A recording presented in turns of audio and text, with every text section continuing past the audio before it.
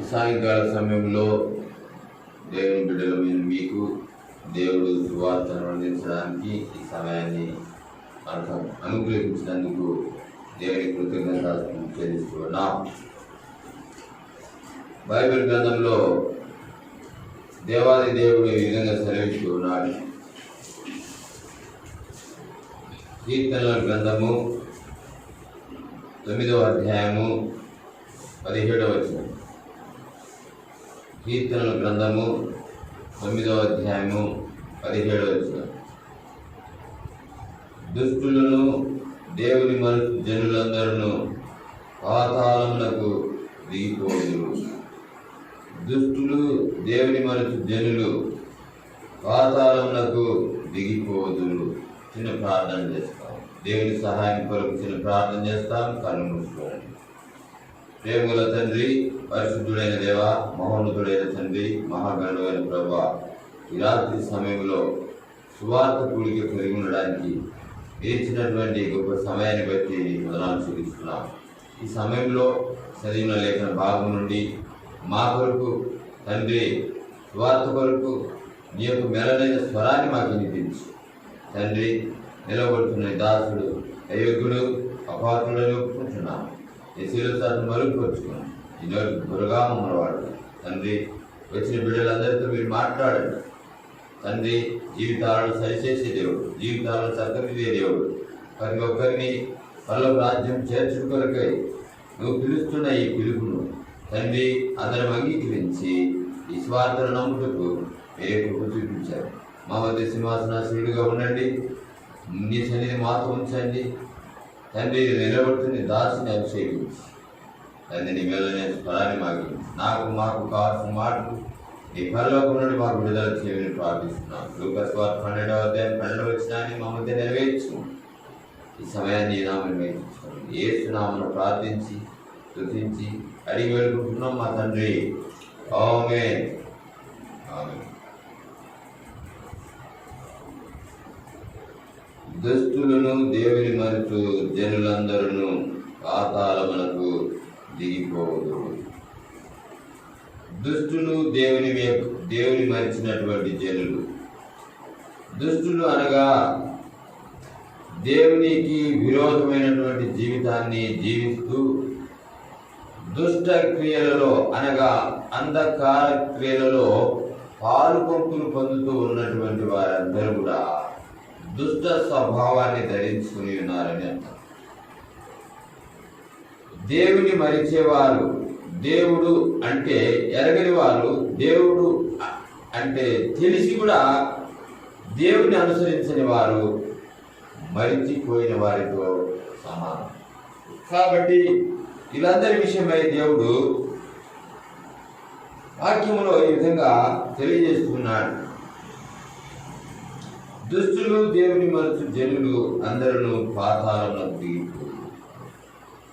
దేవునికి విరోధముగా నీవు ఎవరైనా సరే దేవునికి విరోధంగా మనం జీవిస్తే, దేవుని మరిచి మన జీవితంలో మన కుటుంబము, మన యొక్క ప్రజలు దేవుని ఎరగని స్థితిలో జీవించినట్లయితే వారు పాతాళానికి కొనిపోబడదు.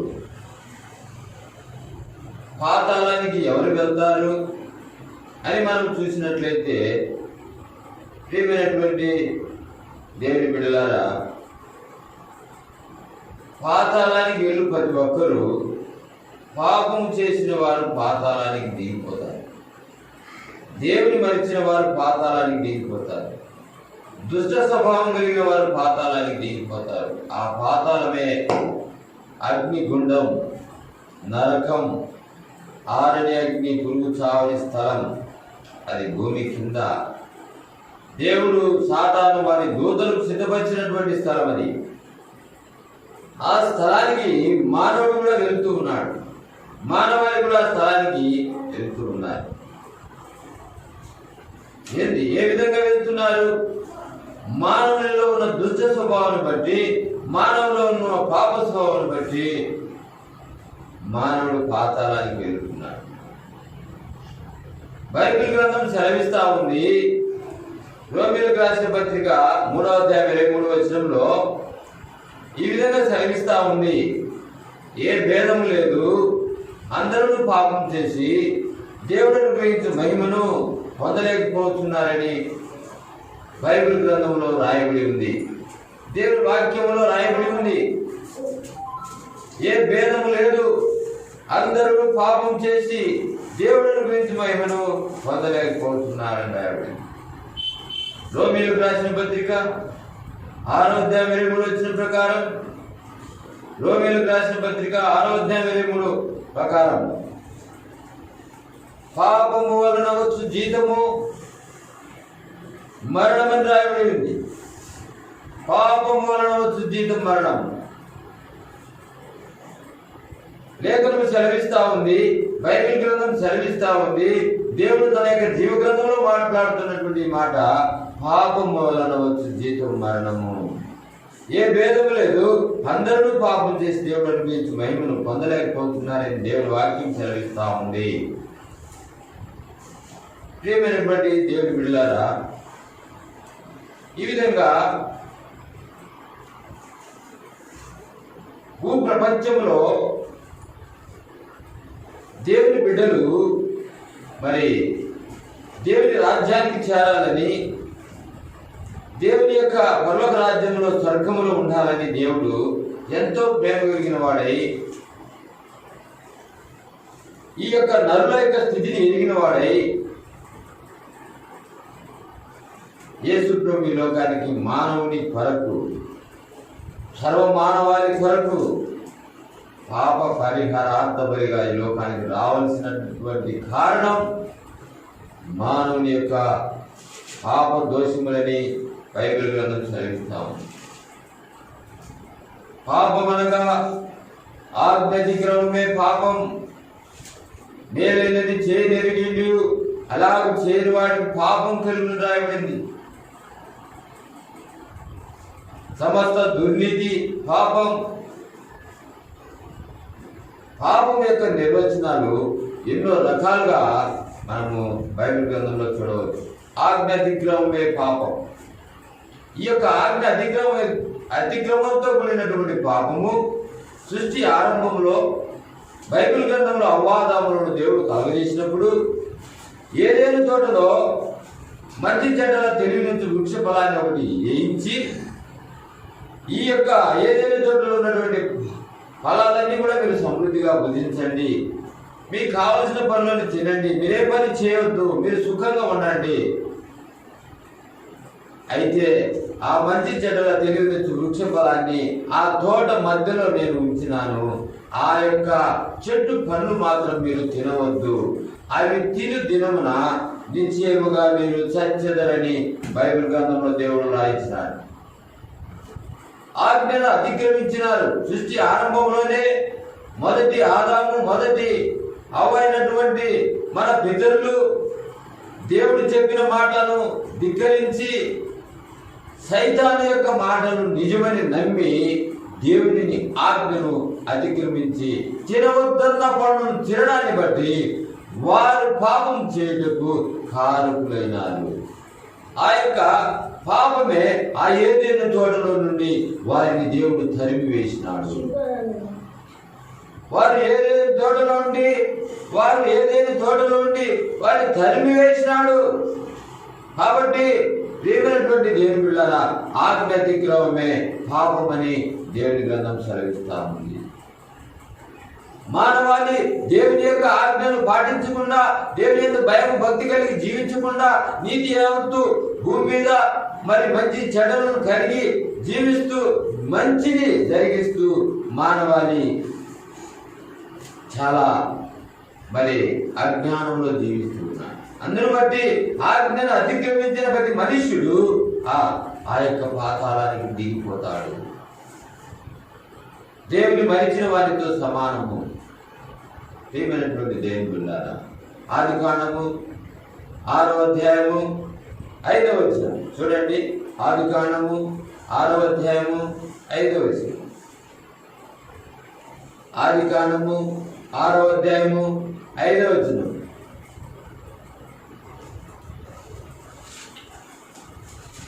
నరుల చరిత్రను భూమి మీద గొప్పదనియు వారి హృదయం యొక్క తలంపులలోని ఊహ అంతయు ఎల్లప్పుడూ కేవలం చెడ్డదనియు యెహోవా చూచి తాను భూమి మీద నరులను చేసినందుకు యెహోవా సంతాపము నుండి తన హృదయంలో నొచ్చుకున్నాడు. మానవాళిని భూమి మీద సృజించినందుకు వారి హృదయం యొక్క తలంపులు, వారి హృదయం యొక్క ఆలోచనలు, వారి హృదయంలో ఉన్నటువంటి చెడు అంతా కూడా కేవలం చెడ్డదని దేవుడు చూచి భూమి మీద నరులను చేసినందుకు దేవుడు సంతాపపడినాడు. అందుని బట్టి భూమి చెడిపోయింది, మానవాళి చెడిపోయింది, దేవుని ఎరగని స్థితిలో ఉంటున్నారు.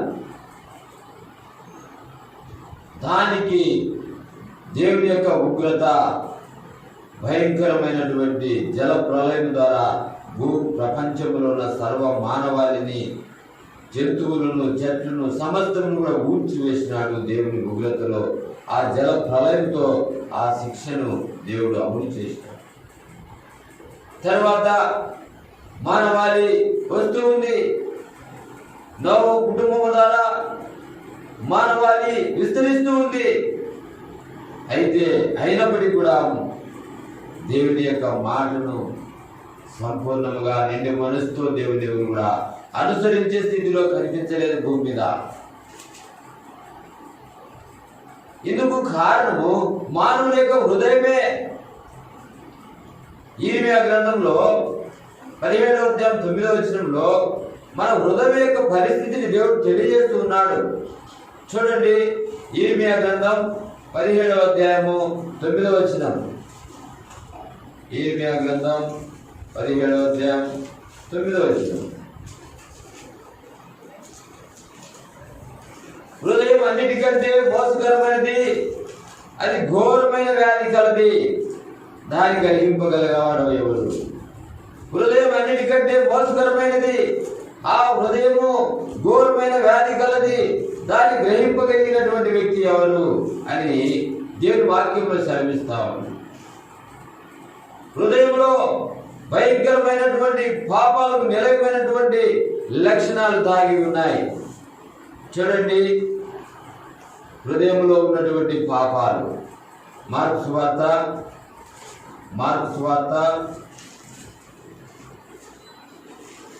7వ అధ్యాయం 21వ వచనం. మార్కు సువార్త 7వ అధ్యాయం 21వ వచనంలో రాయబడింది, లోపల నుండి అనగా మనిషిలో హృదయములో నుండి దురాలోచనలు, జారత్వములను, దొంగతనములను, నరహత్యలు, వ్యభిచారములను, లోపులను, చెడుతనములను, కృత్రిమ కామ వికారమును, మత్సరమును, దేవదూషణయు, అహంభావమును, అవివేకమును వచ్చును.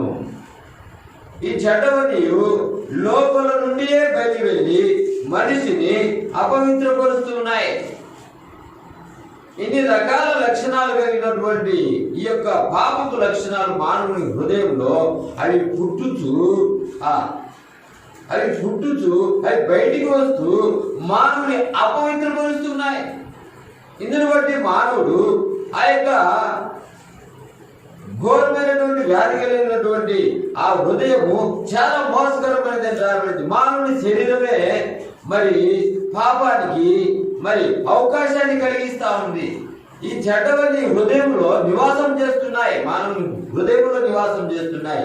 ఇవి బయటికి వచ్చి మనిషిని అపవిత్రపరచడాన్ని బట్టి మానవుడు దేవుని మరిచే వ్యక్తిగా మారిపోతున్నాడు. దేవుని కొనియాడే వ్యక్తిగా మరి రావడం లేదు దేవుని దగ్గరికి. దేవుని యొక్క మరిచేటువంటి గుణం అతనిలోకి వచ్చేసింది. దేవుని దుష్ట స్వభావం అనేది మరి ఆ మానవులలో దుష్ట స్వభావం ఉండడాన్ని బట్టి, ఈ క్రియలన్నీ ఉండడాన్ని బట్టి దేవునికి విరోధముగా దుష్ట స్వభావాన్ని కలిగి దేవునికి విరోధముగా తన జీవితాన్ని కొనసాగిస్తూ ఉన్నాడు. దేవుని సంతోషపెట్టే లక్షణాలు ఆయనలో లేకపోవడాన్ని బట్టి దుష్ట స్వభావము, దేవుని మనసు గుణము, ఈ లక్షణాలు ఆ హృదయంలో నివాసం చేస్తూ ఉన్నాయి. కాబట్టి అందును బట్టి మానవుడు దేవుని యొద్దకు రాలేకపోతున్నాడు. అందును బట్టి మానవుడు దేవుడిని మర్చిపోతున్నాడు. అందుని బట్టి మానవుడు దుష్ట స్వభావాన్ని కలిగి ఉన్నాడు. ఇందుని బట్టి ఈ యొక్క పాపం మనిషిని నరకానికి తీసుకుని వెళ్తుంది. రోమీయులకు రాసిన పత్రిక 5వ అధ్యాయము 12వ వచనం మనం చూసినట్లయితే, రోమీయులకు రాసిన పత్రిక 5వ అధ్యాయం 12వ వచనంలో ఈ విధంగా రాయబడింది. ఏ విధంగా రాయబడింది? ఏదైనా ఒక మనిషి ద్వారా పాపము ద్వారా మరణమును లోకములోనికి ఎలా ప్రవేశించనో అలాగుననే మనుషులందరూ పాపం చేసినందున మరణం అందరికీ సంప్రాప్తమాయను. కాబట్టి మరణం అనేది మానవులందరికీ సంప్రాప్తమైనట్టుగా దేవుడి గ్రంథంలో మనం చూస్తూ ఉన్నాం. బైబిల్ గ్రంథంలో మనం చూస్తూ ఉన్నాం.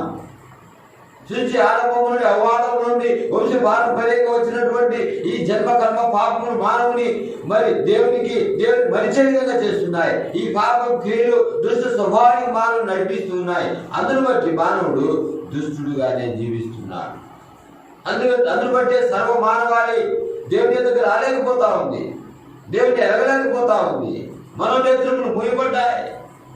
దేవుని చూసే కన్నులు మానవునికి లేకపోవడాన్ని బట్టి ఈ విధంగా మానవుడు పాపంలోనే జీవిస్తూ ఉండడాన్ని బట్టి ఎప్పుడు చనిపోతాడో తెలియదు, ఎప్పుడు మరణిస్తాడో తెలియదు, చనిపోయిన తర్వాత ఎక్కడికి వెళ్తాడు. దేవుని బిడ్డలారా, ఈ గమ్యము తెలియని జీవితం మానవుడు భవిష్యత్తును ఎరగలేక, బైబిల్ గ్రంథంలో ఉన్న మర్మాన్ని తెలుసుకోలేక పాతాళానికి దిగిపోవడానికి తన యొక్క శిక్షను తానే కొని తెచ్చుకుంటున్నాడు. ఈ విధంగా ఏమైనటువంటి దేవుని బిడ్డలారా, దుష్టులు దేవుని మనసు జనులు పాతాళమునకు దిగిపోతున్నట్టు రాయబడింది. ఇంకెవరు దిగిపోతారు, ఇంకెవరు ఆ మరణానికి పాత్రులు అని మనం చూసినట్లయితే ప్రకటన గ్రంథం 21వ అధ్యాయం 8వ వచనంలో ఒక లిస్టు ఉంది. చూడండి, ప్రకటన గ్రంథం 8వ అధ్యాయం 21వ అధ్యాయం 8వ వచనం. ప్రకటన గ్రంథం 21వ అధ్యాయం 8వ వచనం. పిరికివారును అవిశ్వాసులను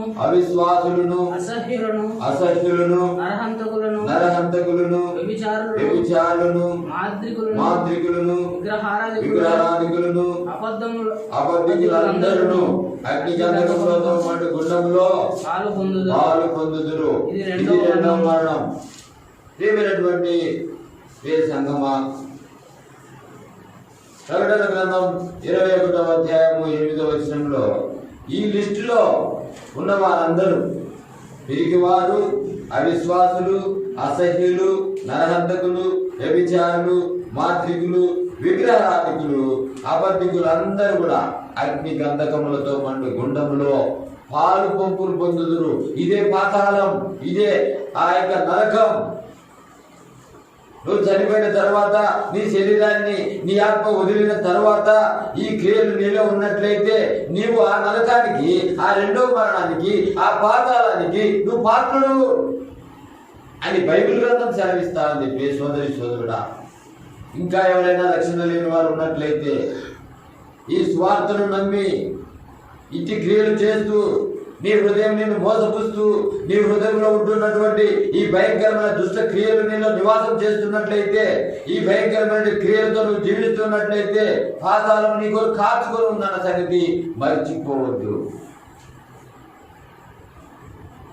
ఏమైనటువంటి దేవుని బిడ్డలారా, సంగమా, రక్షణ లేకుండా ఇంకా ఎవరైనా నిర్లక్ష్యంతో, ఇంకా ఎవరైనా దేవుని ఎరగని స్థితిలో, దేవుని మరిచిన స్థితిలో, దుష్ట స్వభావంతో కూడిన లక్షణాలతో ఉన్నట్లయితే దేవాది దేవుడు సెలవిస్తున్నాడు, ప్రేమగల దేవుడు నిన్ను ఆహ్వానిస్తున్నాడు. ఏమని?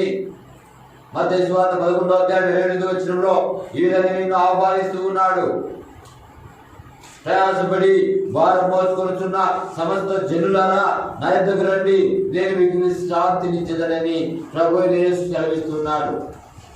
ప్రభువైన యేసు నిన్ను సెలవిస్తున్నాడు. ప్రయాసపడి భారం మోసుకొనుచున్న సమస్త జనులారా అని పిలుస్తూ ఉన్నాడు. సమస్త జనులారాని ఏ భేదము లేకుండా అందరినీ పిలుస్తూ ఉన్నాడు. ప్రియ సోదరి సోదరుడా, ఈ విధంగా ఆయన యొక్క ఆహ్వానాన్ని మన్నించి ఆయన ఆహ్వానాన్ని స్వీకరించి నువ్వు యేసు వద్దకు వచ్చినట్లయితే నీ యొక్క జీవితాన్ని మార్చుటకు, నీ జీవితాన్ని ఫలవంతంగా తీర్చిదిద్దుటకు, నీ జీవితాన్ని ఆ పరలోక రాజ్యం చేర్చుటకు కొరకైనటువంటి ఆ యొక్క ఆత్మ ఫలాలను నీలో కుమ్మరించడానికి దేవుడు సిద్ధంగా ఉన్నాడు. అందుకొరకే యోహాను సువార్త 3వ అధ్యాయం 16వ వచనంలో ఈ విధంగా రాయబడి ఉంది. యోహాను సువార్త 3వ అధ్యాయం 16వ వచనంలో ఈ విధంగా రాయబడింది, దేవుడు లోకమును ఎంతో ప్రేమించెను కాగా ఆయన తన అద్వితీయ కుమారునిగా పుట్టిన వారి యందు విశ్వాసం ఉంచు ప్రతి వాడు నశింపగా నిత్య జీవం పొందినట్లు దేవుడు ఆయనను అనుగ్రహించెను. దేవుడు ఆయనను అనగా ప్రభువైన యేసుక్రీస్తును ఈ లోకానికి మరి పంపినాడు. దేవుడు లోకమును ఎంతో ప్రేమించెను. లోకమనగా మానవాళి యొక్క మనుగడతో లోకము జీవిస్తున్నప్పుడు, సృష్టి ఆరంభం నుండి మానవుని యొక్క జీవితము పాపంతో నిండి ఉన్నప్పుడు, పాపంతో కొట్టుమిట్టాడుతున్నప్పుడు, నరకము పరలోక రాజ్యం ఉందని తెలియని స్థితిలో ఉన్నప్పుడు, ఆ పాపముల యొక్క తీవ్రత అధికమైనప్పుడు మానవుడిని రక్షించడం కొరకై దేవుడు లోకాన్ని ప్రేమించి తన ప్రియకుమారుని లోకానికి పంపించినాడు. ఎవడైతే తన ప్రియకుమారుని యందు విశ్వాసం ఉంచి ఆయనలో జీవించడం ఇష్టపడతాడో, ఆయన యొక్క అడుగుదాడలో నడుస్తాడో, ప్రభువైన యేసుక్రీస్తు నామములో ఆయన మాటల ద్వారా జీవిస్తాడో వానికి దేవుడు నిత్య జీవం అనుగ్రహించడానికి సిద్ధంగా ఉన్నాడు. అందుకే యేసు ప్రభు ఈ లోకంలో ఉన్నప్పుడు దేవుడు ఈ మాట సెలవిస్తూ ఉన్నాడు. యోహాను సువార్త 14వ అధ్యాయం 6వ వచనం ప్రకారం దేవుడు నేనే మార్గము, నేనే సత్యము, నేనే జీవమని ప్రభువైన యేసు సెలవిస్తూ ఉన్నాడు బైబిల్ గ్రంథంలో. మానవుడు పరిశుద్ధపరచబడి పరలోక రాజ్యం చేరాలంటే యేసు ప్రభు యొక్క నామంలోనే యేసు ప్రభువే మార్గమని దేవుని వాక్యం సెలవిస్తుంది. ఆయనే మార్గము, ఆయనే సత్యము, ఆయనే జీవమని రాయబడి ఉంది. కనుక మానవుడు పరలోక రాజ్యం చేరాలంటే మానవుని యొక్క పాపమును బట్టి ఆ పరలోక రాజ్యానికి మానవుడు అర్హుడు కాడు. మానవునికి యోగ్యత లేదు. ఈ పాపం క్రియలన్నీ పరిహరించబడాలంటే, ఈ పాపం క్రియలన్నీ మరి కడగవేయబడాలంటే, ఆ భయంకరమైన నరక శిక్ష నుండి ముక్తి పొందాలంటే నీకున్నటువంటి పాపం క్రియలు, సైతాన్ యొక్క క్రియలు, దుష్టుడి యొక్క క్రియలు నీ హృదయంలో నుండి వాటిని కడిగి వేసుకోవాలి. దేనితో కడిగి వేసుకోవాలి? దేనితో కడిగి వేసుకోవాలి మన యొక్క పాపములు? మొదటి యోహాను పత్రిక 1వ అధ్యాయము 7వ వచనం ప్రకారం, మొదటి యోహాను పత్రిక 1వ అధ్యాయము 7వ వచనం ప్రకారం చూడండి, మన పాపములను ప్రభువైన యేసుక్రీస్తు యొక్క రక్తం అయితే ఆయన వెలుగులో ఉన్న ప్రకారము మనము వెలుగులో నడిచిన ఎడల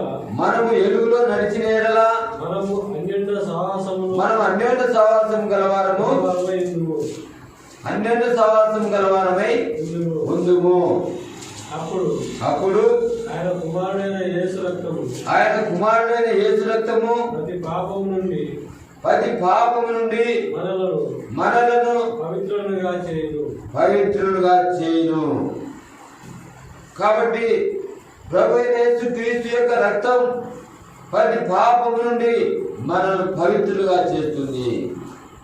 నువ్వెంత ఘోర పాపివైనా, నీ హృదయం ఎంత ఘోరమైనటువంటి మోసకరమైనదైనా, నీ హృదయంలో నివసిస్తున్న ఈ దుష్టక్రియలు, పాప క్రియలు ఎంత ఘోరమైనదైనా యేసు ప్రభు దగ్గరకు వచ్చినట్లయితే, ఆ యొక్క స్వార్థను ఆహ్వానించి ఆయన దగ్గరకు వచ్చినట్లయితే, ఆయన కార్చినటువంటి రక్తం మన ప్రతి పాపమును కడిగి మనల్ని పవిత్రులుగా చేస్తుంది. ఏ విధంగా పవిత్రులుగా చేస్తుంది? 9వ వచనం ప్రకారం మొదటి యోహాను పత్రిక 1వ అధ్యాయము 9వ వచనం ప్రకారం ఈ విధంగా సెలవిస్తా ఉంది. ప్రియ సోదరి సోదరుడా, మన పాపములను మనం ఒప్పుకొని ఆయన నమ్మదగిన వాడును నీతిమంతుడును గనుక ఆయన మన పాపములను క్షమించి సమస్త దుర్నీతి నుండి మనలను పవిత్రులుగా చేయును. మన పాపములను పవిత్రపరిచేటువంటి ప్రభువైన యేసుక్రీస్తు యొక్క రక్తమే, ఆ రక్తమే నీ పాపము నా పాపము అందరి పాపములను కడిగింది. ఆయన శిలువ రక్తం ద్వారా మనల్ని పాపము నుండి విడిపించినాడు, విమోచించినాడు.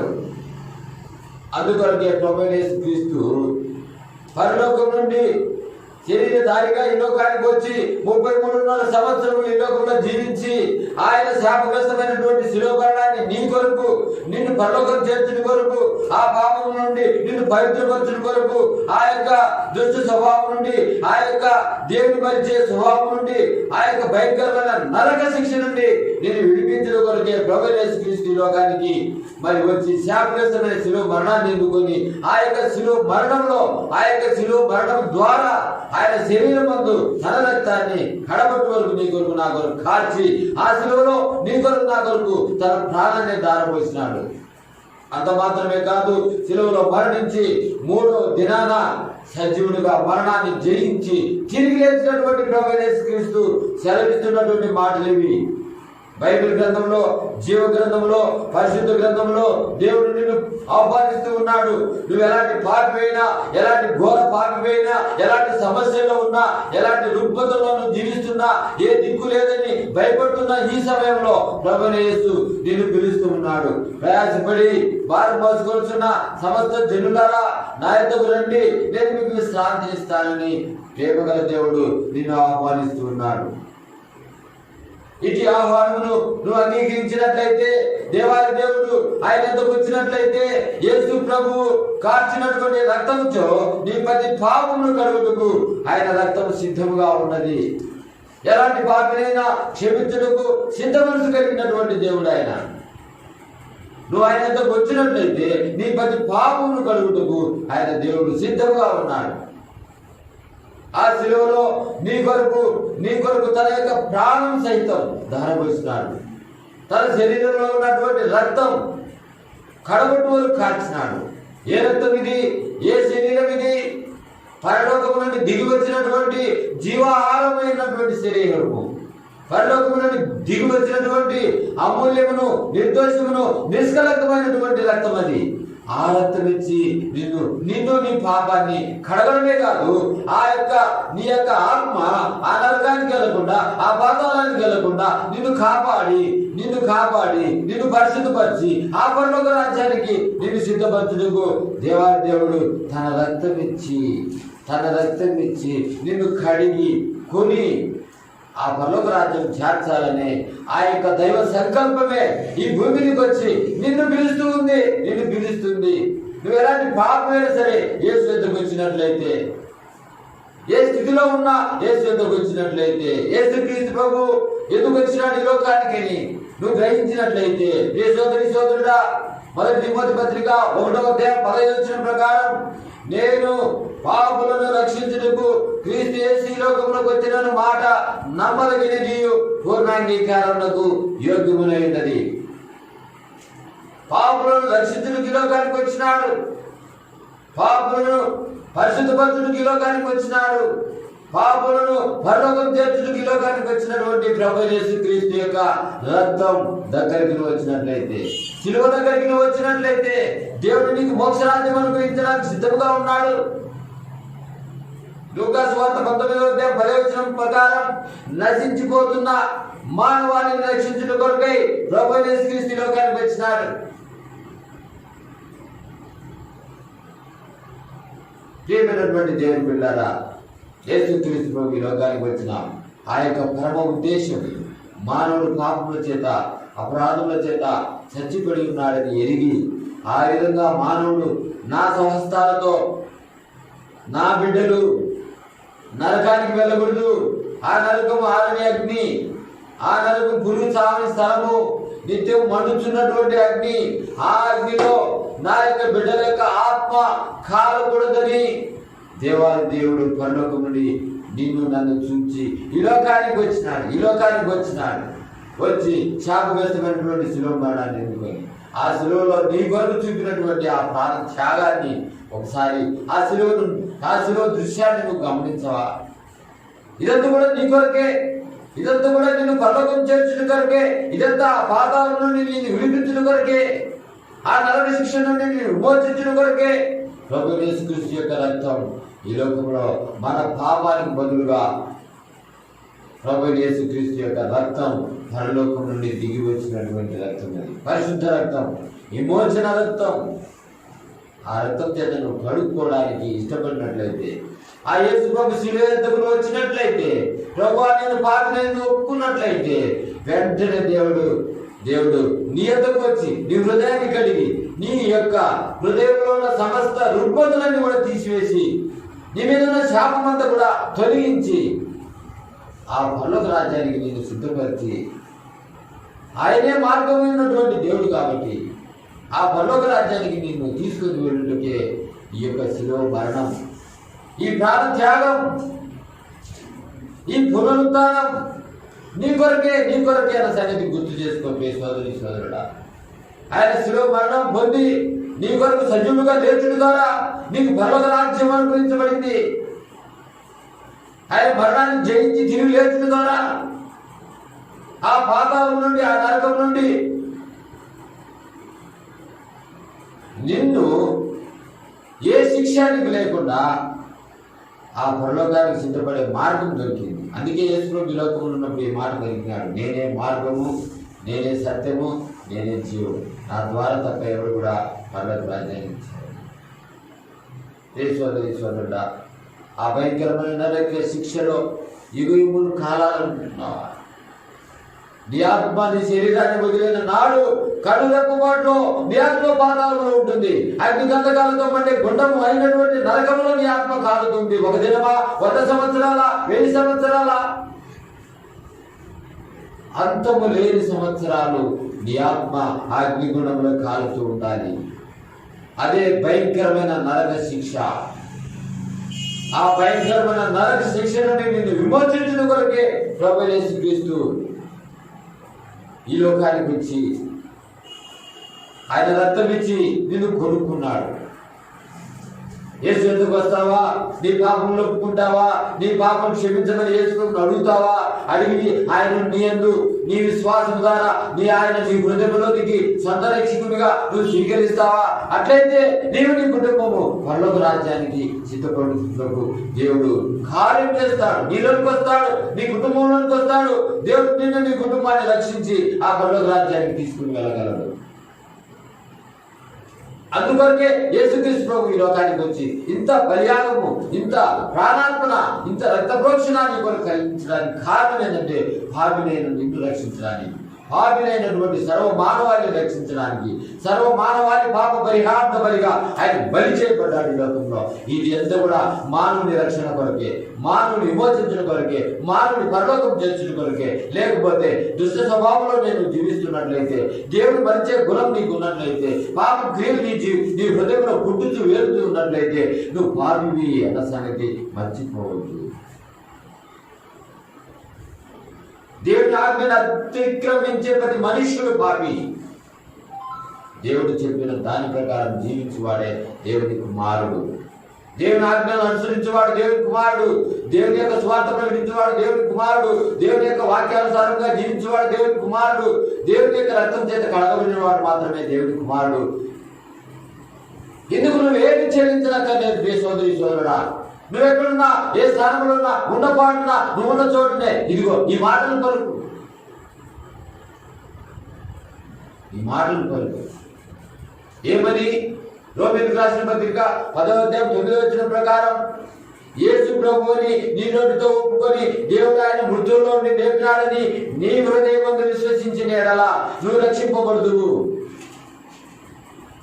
యేసు ప్రభువుని నీ నోటితో ఒప్పుకొని దేవుడు ఆయన మృతుల్లో నుండి లేపినాడని నీ హృదయమందు విశ్వసించిన ఎడల నువ్వు రక్షింపబడుతూ, రక్షణ దేవుడు నీకు ఉచితముగా అనుగ్రహిస్తున్నాడు. రక్షణ భాగ్యము దేవుడు నీకు ఉచితంగా ఇస్తున్నాడు.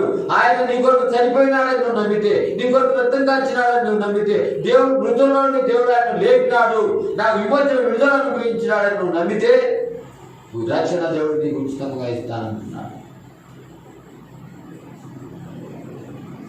ఇందుకు నువ్వేం ఖర్చు పెట్టాల్సిన అవసరం లేదు, నువ్వేళ వెల చెల్లించాల్సిన అవసరం లేదు, కొన్ని కోట్ల డబ్బు ఖర్చు పెట్టాల్సిన అవసరం లేదు. పరలోకానికి వెళ్ళడానికి దేవుడు ఉచితముగా నీకు రక్షణ ప్రసాదిస్తూ ఉన్నాడు.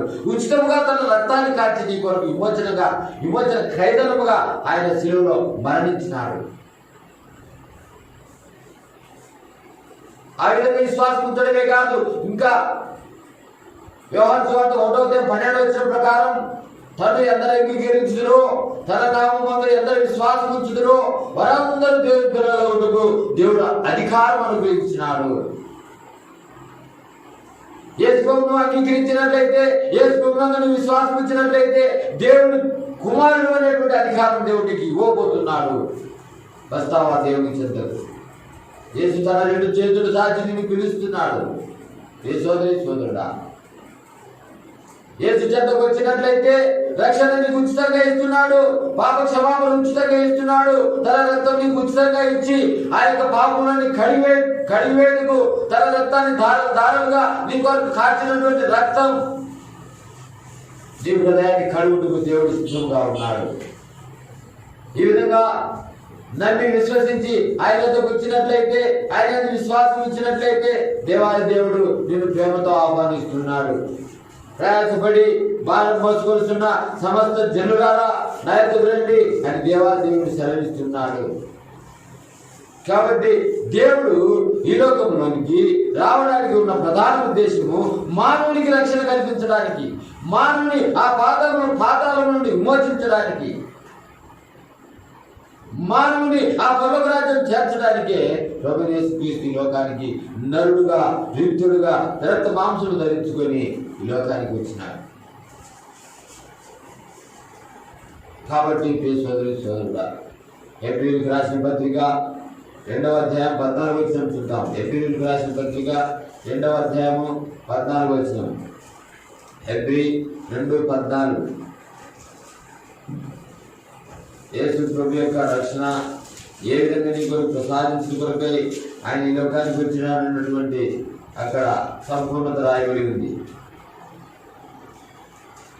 14వ వచనం. కాబట్టి ఆ పిల్లలు రక్త మాంసము గలవారైనందున ఆ ప్రకారమే మరణం యొక్క బలము గలవాణిని అనగా అపవాదిని మరణం ద్వారా నశింపజేయుటకును జీవితకాలమంతయు మరణ భయం చేత దాస్యములకు లోబడిన వారిని విడిపించుటకును ఆయన కూడా రక్త మాంసములలో పాలివాడాయను. మన దాస్యములో ఉన్న నీవు అపవాదిని మరణం ద్వారా నశింపజేయుటకు జీవిత కాలమంతయు మరణ భయం చేత దాస్యములకు లోబడిన నిన్ను రక్షించుట కొరకై, విడిపించుట కొరకై ఆయన కూడా రక్త మాంసములలో పాలివాడైనాడు. ఎందుకు? దేవుడు ఆత్మ కనుక, దేవుడు ఆత్మస్వరూపి, ప్రేమ స్వరూపి, దయగలటువంటి దేవుడు, వాక్యమైనటువంటి దేవుడు. ఆ వాక్యమే శరీరధారిగా ఈ లోకానికి వచ్చి నీ కొరకు, నా కొరకు, ఇదిగో ఈ యొక్క అపవాదిని మరణము ద్వారా నశింపజేయాలని, తర్వాత జీవిత కాలమంతా మరణదాస్యం చేత లోబడిగా మనల్ని విడిపించడానికి ఆయన కూడా రక్త మాంసములలో పాలివాడైనాడు. ఎందుకు రక్త మాంసం ధరించుకోవాలా? సర్వ మానవాళి యొక్క పాప విమోచన కొరకు రక్తం అవసరం. రక్తం లేకుండా పాప విమోచన జరగదు. పాత నిబంధన ప్రకారము పొట్టేళ్లను, మేకలను, పావురాలను, ఎడ్లను బలిచ్చే వాళ్ళు పాపం చేస్తూ వస్తే ఆ పాపం మానవుని, మానవుని యొక్క పాపము ఆ బలియాగం ద్వారా సంపూర్ణం చేయలేకపోతున్నారు. మరలా పాపం చేస్తున్నారు, మరలా బలిస్తున్నారు, మరలా పాపం చేస్తున్నారు. వాడికి అయిపోయింది. అందుకొరకే మానవుని పాపం పోవాలంటే పరలోకము నుండే పరిశుద్ధుడైనటువంటి దైవ కుమారుడు శరీరాన్ని ధరించుకొని ఈ లోకానికి వస్తే ఆ శరీరం నుండి కార్చవలసిన ఆ పరిశుద్ధ రక్తమే మానవుని యొక్క పాపానికి విమోచన, విడుదల అనుగ్రహించిన కొరకే ఆ యొక్క శాపగ్రస్తమైనటువంటి శిలువ మరణం నీ కొరకు నా కొరకు ఎన్నుకొని ఆ శిలువలో రక్తాన్ని కార్చి ఆ రక్తం నుంచి మనల్ని కొనుక్కున్నాడు, ఆ రక్తం నుంచి మనల్ని విమోచించినాడు. ఆ రక్తం ద్వారా మనకు పరలోక రాజ్య ప్రాప్తి దొరికింది. అందును బట్టి యేసు ప్రభు ద్వారా మాత్రమే నువ్వు పరలోక రాజ్యానికి వెళ్ళగలవు. యేసు ప్రభు ద్వారా మాత్రమే, ఆయన కాచిన రక్తం ద్వారా మాత్రమే, ఆయన చూపిన శిలువ మరణము ఆ పునరుద్ధానం ద్వారా మాత్రమే నువ్వు పరలోక రాజ్యానికి చేరగలవు. ఏదే మార్గము మానవునికి లేదు. ప్రియ సోదరి సోదరుడా, మన నీతి క్రియల ద్వారా, మన యొక్క రాజధర్మాల ద్వారా, మన యొక్క పుణ్య కార్యాల ద్వారా మానవుడు పరలోక రాజ్యం చేరగలమనుకుంటున్నాడు. అయితే బైబిల్ గ్రంథం సెలవిస్తా ఉంది, మానవుని యొక్క నీతి క్రియలు మురికి గుడ్డల వంటివని బైబిల్ గ్రంథం సెలవిస్తా ఉంది. మానవుని నీతి పాపంతో నిండుకొని ఉంది, మానవుని యొక్క క్రియలు పాపంతో నిండుకొని ఉన్నాయి. మానవుడు పరలోక రాజ్యానికి అర్హుడు కాడు. మానవుడు నరకానికి, పాతాళానికి, అగ్నిగుండానికి మాత్రమే అర్హుడు తన యొక్క పాపం బట్టి.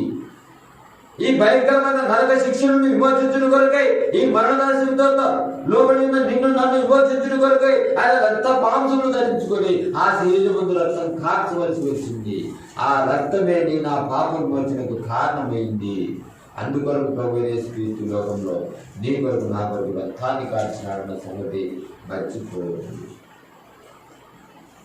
అందుకే దేవుడు మానవునికి రక్షణ ప్రసాదించినాడు ఉచితముగా. యేసు ప్రభుని నీ నోటితో ఒప్పుకొని దేవుడు ఆయన ముద్దుల్లో లేపినాడని నీ హృదయం విశ్వసించిన ఎడల నువ్వు రక్షించకూడదు. రక్షణ నీకు ఉచితమే. తన ఎందరు అంగీకరించుదురో, తన నామం ఎందరు విశ్వాసం ఉంచురో వారందరూ దేవుని పిల్లలకు దేవుడు మరి అధికారం అనుగ్రహించినాడు. విశ్వాసం ఉంచినట్లయితే, ఒప్పుకున్నట్లయితే, శిలువ దగ్గరకు వచ్చినట్లయితే, ఆ రక్తం దగ్గరికి వచ్చినట్లయితే, నీవు ఎంత ఘోర పాపమైనా సరే, ఎంత దుర్మార్గమైనా సరే, ఎంత మరి దేవుని దుష్ట స్వభావాన్ని దేవుడిని ఎరగని స్థితిలో ఉన్నా సరే, నువ్వు ఎన్ని కష్టాలు ఉన్నా సరే, ఏ వ్యాధులతో ఉన్నా సరే, ఏ నష్టాలతో ఉన్నా సరే, దేవుని దగ్గరకు వచ్చి ప్రభా నేను పాపిని, నన్ను క్షమించు, ప్రభా నేను పాపిని, నీ రక్తం చేత నన్ను కడుగు అని నువ్వు గోదాడినట్లయితే, అని నువ్వు విశ్వసించి దేవుడిని అడిగినట్లయితే, క్షణంలోని దేవుడు నీ హృదయంలోనికి వచ్చి నీ ప్రతి పాపమును డాగును ఆయన రక్తం చేత కడిగి నిన్ను పవిత్రపరిచి ఆ యొక్క పరలోక రాజ్యానికి ఈ భూమి మీద నీ ఆయుష్కాలం ఉన్నంత కాలము నిన్ను పవిత్రపరిచి దేవుని యొక్క సంఘంలో చేర్చి ఆ పరలోక రాజ్యానికి దేవుడు నిన్ను నీ కుటుంబాన్ని సిద్ధపరచడానికి ఈ మాటలు నీకు బోధిస్తున్నాడు. కాబట్టి ప్రియ సోదరి సోదరుడా, దుష్టులను దేవుని మనిషి జనులందరూ పాతాళంలో దిగిపోదు. ఈ మాటను బట్టి ఈ రాత్రి నువ్వు ఎక్కడున్నా సరే, ఏ స్థితిలో ఉన్నా సరే, ఏ స్థానంలో ఉన్నా సరే, ఏ స్థితిలో నువ్వు జీవిస్తున్నా, దేవునికి విరోధమైనటువంటి పాప కార్యాలు నీవు హృదయంలో ఉన్నా, నేడే రక్షణ దినమని ఏడికి రేపేమి సంభవించినో నీకు తెలియదు, రేపేమి జరుగుతుందో నీకు తెలియదు. నీ పొద్దులో నీ ఊపిరి ఉన్నప్పుడే, నీ ఆత్మని శరీరంలో ఉన్నప్పుడే నేనే మరి యేసు ప్రభు దగ్గరకు వచ్చి ఆయన మోకరించి ప్రభా నేను పాపిని ఒప్పుకో, ప్రభా నా పాపంలోని కడుగని యేసు ప్రభుని అడుగు. ఆయన రక్తం చేత నిన్ను కడుగుతాడు, నిన్ను పవిత్రపరుస్తాడు, తన బిడ్డగా చేసుకుంటాడు, తన రాజ్యానికి నిన్ను సిద్ధపరుస్తాడు. ఆ పరలోక రాజ్యానికి నువ్వు అప్పుదారి వెళ్ళిపోతావు. అందుకొరకే సర్వ మానవాళి కొరకు ఒక్కసారి ప్రభువైన యేసుక్రీస్తు ఆ శిలువ మరణము ద్వారా, ఆయన కార్చిన రక్తం ద్వారా, ఆయన పునరుద్ధానం ద్వారా మానవునికి విమోచన విడుదల దొరికింది. ఏ మార్గం లేదు. ప్రియ సోదరి సోదరుడా, ఈ రాత్రి సమయంలో ఈ మాట వింటున్నా నేను పరీక్షించుకో. పాతాళం నీ కొరకు కాచుకుంది. పాపంలోని మానవుడు జీవించడం దేవునికి ఇష్టం లేక, నరకానికి వెళ్ళుట దేవునికి ఇష్టం లేక, తన యొక్క బిడ్డలు తన స్వహస్తాలతో మరి తయారు చేసుకున్న తన బిడ్డలు ఆ పరలోకం చేర్చుట కొరకై ప్రభువైన యేసుక్రీస్తు ఈ లోకానికి వచ్చి నీకు రక్షణ ప్రసాదించినాడు. అది ఉచితమే. దేవుని బిడ్డే అధికారం ఇచ్చినాడు. అది ఉచితమే. నీ పాపాలని కడుగుతానంటున్నాడు. అది ఉచితమే. ఉన్న పాటున ఎక్కడున్నా, ఏ స్థానంలో ఉన్నా యేసు యొద్దకు వచ్చినట్లయితే నీ ప్రతి పాపమును కడిగి పవిత్రపరిచి తన బిడ్డగా తన సొత్తుగా నిన్ను చేర్చుకొని ఆ పరలోక రాజ్యం చేరుస్తాడు. ఇటు విశ్వాసంతో దేవుని యొద్దకు వచ్చినట్లయితే నీవు నీ కుటుంబం రక్షణ పొందుటకు దేవుడు నిన్ను సిద్ధపరుస్తాడు. కాబట్టి ఈ సమయంలో ప్రభు చేసినందుకు విశ్వాసం ఉంచుము, అప్పుడు నీవును నీటి వారును గొప్ప ఆత్మరక్షణ పొందుదురు. దేవుడు ఈ కొద్ది మాట మన కొరకై దీవించును గాక.